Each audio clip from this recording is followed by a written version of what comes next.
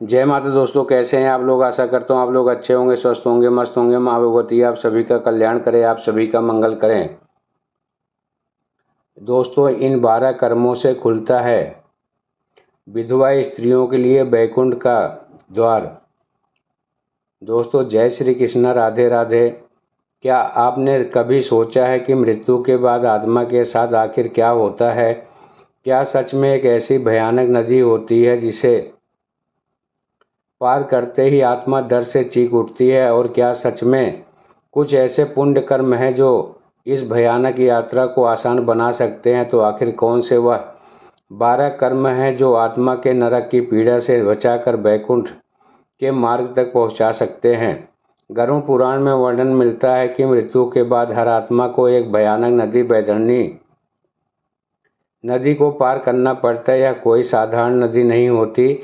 इसमें जल नदी बल्कि रक्त, कीचड़, मल, विषैल जीव और कीटाणु कांटे बहते पापी आत्माएं इसमें गिरकर तड़पती हैं और यमदूत इन्हें निर्दयता निर्दयता से घसीटते रहते हैं। लेकिन गरुड़ पुराण यह भी कहता है कि जिसने जीवन में 12 विशेष पुण्य कर्म किए हो उन्हें यह नदी छू भी नहीं पाती, बल्कि एक दिव्य गौ माता स्वयं प्रकट होकर उसे अपनी पूंछ पकड़ाकर सहजता पूर्वक। दोस्तों, आज की वीडियो में हम उन्हीं 12 दिव्य कर्मों का रहस्य जानेंगे, इसलिए वीडियो को अंत तक जरूर देखिएगा, क्योंकि हो सकता है इसमें से कोई एक कर्म भी आपकी और आपके मृत परिजन की आत्मा भविष्य में बदल दे। नंबर 1, गौदान या गौ सेवा। क्या आपने कभी विचार किया है कि मृत्यु के बाद जब आत्मा बैतरणी नदी के तट पर पहुंचती है तो उसे सबसे पहले कौन बचाता होगा? गरुड़ पुराण में एक अत्यंत रहस्यमयी बात कही गई है। जिसने जीवन में श्रद्धा से गौदान किया हो या गौ माता की सच्चे मन से सेवा की हो, उस आत्मा को बैतरणी नदी छू तक नहीं पाती। जरा उस दृश्य को कल्पना कीजिए, चारों ओर चीखती हुई, पीड़ा से तड़पती हुई आत्माएं, जहां घोर अंधकार, रक्त और कीचड़ से भरी बैतरणी नदी हो, जहां पापी आत्माएं हर कदम पर कष्ट सह रही हों। लेकिन तभी एक दिव्य गौ माता प्रकट होती हैं। उनके शरीर से दिव्य तेज निकल रहा होता है और वह पुण्य आत्मा मुस्कुराते हुए मुख के साथ गौ माता की पूंछ पकड़कर उस भयानक नदी को ऐसे पार कर जाती है मानो कोई कोई पीड़ा ही ना ही थी। सनातन धर्म में गौदान को लेकर केवल दान नहीं बल्कि आत्मा की रक्षा करने वाला दिव्य कवच बताया गया है।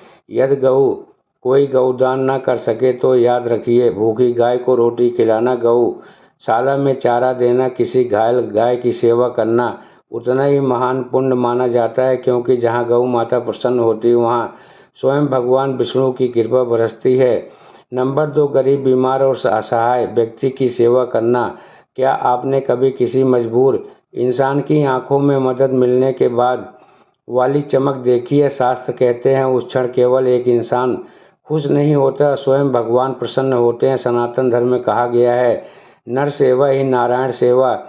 यानी जब आप किसी गरीब, बीमार या असहाय व्यक्ति की मदद करते हो तो आप केवल इंसान की नहीं, सीधे भगवान की सेवा कर रहे होते हैं। कल्पना कीजिए, एक भूखा व्यक्ति जो कई दिनों से भोजन के लिए भटक रहा हो और उसी समय आपके हाथों से उसे एक निवाला मिल जाए, या कोई बीमार इंसान जो दर्द में तड़प रहा हो और आपकी छोटी सी सहायता उसके लिए उम्मीद बन जाए। गरुड़ पुराण में कहा गया है कि ऐसे निस्वार्थ पुण्य आत्मा के सबसे बड़े रक्षक बनते हैं। किसी अनाथ का सहारा बनना, गरीब को कपड़े देना, बीमार की दवा करवाना या किसी दुखी इंसान को सम्मान देना, या छोटे कर्म नहीं। याद रखिए, जिस दिन मृत्यु के बाद आपकी आत्मा अकेली होगी, न धन साथ होगा, न रिश्ते होंगे, उसी दिन यही पुण्य कर्म एक दिव्य प्रकाश बनकर आपके साथ खड़े होंगे। नंबर 3, सत्य बोलना और धर्म का पालन करना। क्या आपने कभी विचार किया है कि इस संसार में सबसे कठिन तपस्या कौन सी है?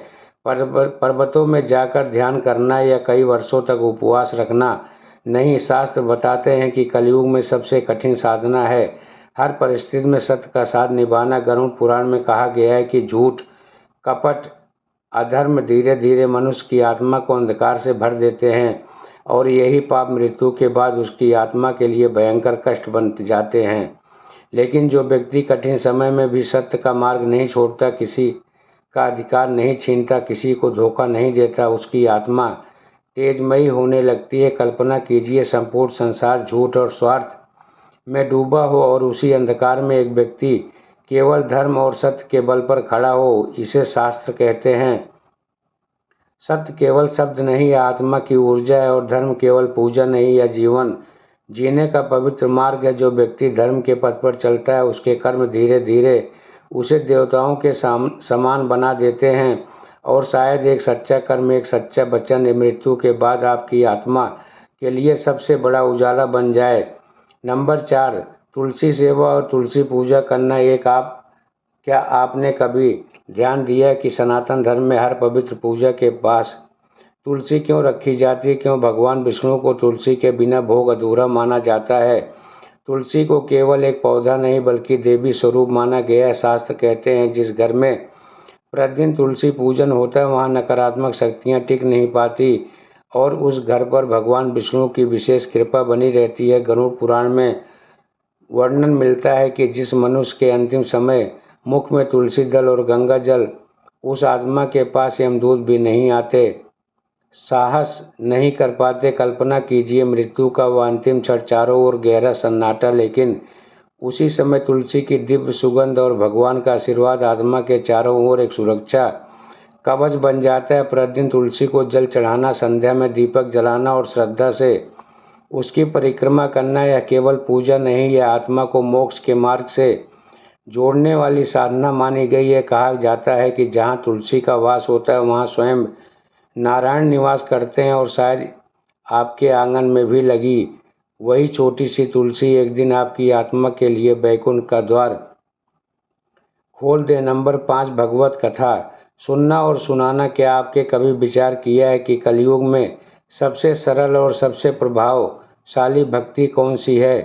क्या हर व्यक्ति कठिन तपस्या कर सकता है? क्या हर व्यक्ति वन में जाकर वर्षों तक ध्यान साधना कर सकता? नहीं, लेकिन शास्त्र कहते हैं, यदि कोई मनुष्य सच्चे मन से भगवान की कथा सुनता और दूसरों को सुनाता है, धर्म का प्रकाश पहुंचाता है, तो वही कलयुग की सबसे महान साधना बन जाती है। रामायण की कथा, महाभारत का ज्ञान और श्रीमद् भागवत पुराण का श्रवण, ये केवल कथाएं नहीं, ये आत्मा को भीतर से परिवर्तन कर देने वाली दिव्य शक्तियाँ मानी गई है। कल्पना कीजिए, एक व्यक्ति जो अज्ञान, तनाव और दुख में डूबा हो और अचानक भगवान की कथा सुनकर उसके भीतर भक्ति का दीपक प्रज्वलित हो जाए।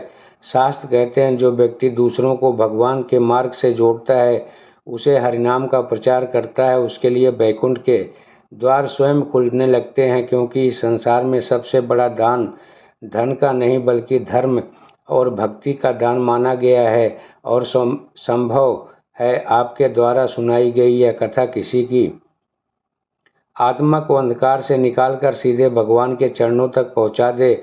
नंबर 6, पिंडदान और श्राद्ध। क्या आपने कभी विचार किया है कि हमारे पितर जो इस संसार को छोड़कर जा चुके हैं, क्या वह वास्तव में हमें देख रहे होंगे? क्या उनकी आत्माएं आज भी हमारे कर्मों से जुड़ रहती हैं? गरुड़ पुराण में कहा गया है कि जो मनुष्य अपने पितरों का श्राद्ध और पिंडदान नहीं करता, उसके पूर्वज अतृप्त रह जाते हैं और कई बार उनका अधूरा दुख पूरे कुल के जीवन में बाधाओं के रूप में प्रकट होता है। घर में हमेशा शांति, बार बार असफलता, बिना कारण दुख, अनेक परेशानियां। शास्त्र इन्हें पितृदोष का संकेत मानते हैं। लेकिन जब कोई संतान श्रद्धा से पिंडदान, तर्पण, तिल अर्पण करती है, तो वह केवल एक परंपरा निभा नहीं रही होती, बल्कि अपने पूर्वजों की आत्मा को शांति प्रदान कर रही होती है। कल्पना कीजिए, एक ऐसी आत्मा जो वर्षों से मुक्ति की प्रतीक्षा कर रही हो और आपकी एक सच्ची प्रार्थना उसे प्रकाश की दिशा में ले जाए। ब्राह्मण भोज, जल तर्पण और पितरों के नाम से किया गया दान, ये सभी कर्म आत्मा को प्रेत योनि से कष्टों से बचाने वाले माने गए हैं। याद रखिए, जिसने आपको यह जीवन दिया उसके लिए पिंडदान, तर्पण सबसे जरूरी है। दोस्तों, नंबर 7, भगवान का स्मरण। क्या आपने कभी विचार किया कि मृत्यु के अंतिम क्षण में मनुष्य के साथ वास्तव में क्या जाता है, न धन न शक्ति न रिश्ते न उस समय यदि कोई साथ खड़ा होता है तो वह भगवान का नाम गरुड़ पुराण में कहा गया है। जो व्यक्ति जीवन भर सच्चे मन से नारायण गोविंद और हरि का स्मरण करता है उसकी आत्मा के पास यमदूत कभी भी नहीं आते। कल्पना कीजिए मृत्यु का वह अंतिम क्षण जब सांस धीरे धीरे थम रही हो, चारों ओर गहन अंधकार फैल रहा हो, लेकिन तभी भगवान का नाम एक दिव्य प्रकाश बनकर आत्मा के चारों ओर फैल जाता है। विष्णु सहस्त्र नाम का पाठ, श्रीमद् भगवत महापुराण का श्रवण या केवल सच्चे मन से हरि नाम का जपन, यह साधारण भक्ति नहीं, यह आत्मा की रक्षा करने वाला अदृश्य कवच है। शास्त्र कहते हैं जिस जीव के मुख पर अंतिम समय में हरि का नाम आ जाए उस आत्मा के लिए मोक्ष का मार्ग खुल जाता है। इसलिए आज से ही प्रतिदिन कुछ पल भगवान के लिए दीजिए, क्योंकि अंत समय में वही नाम आपका सबसे बड़ा सहारा बनेगा।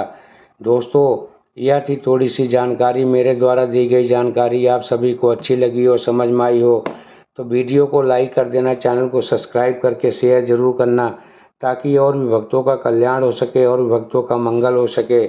जाते जाते शिव गुरु कृपा चैनल आप सभी का हार्दिक स्वागत करता है। माता रानी आप सभी का कल्याण करे, आप सभी का मंगल करें।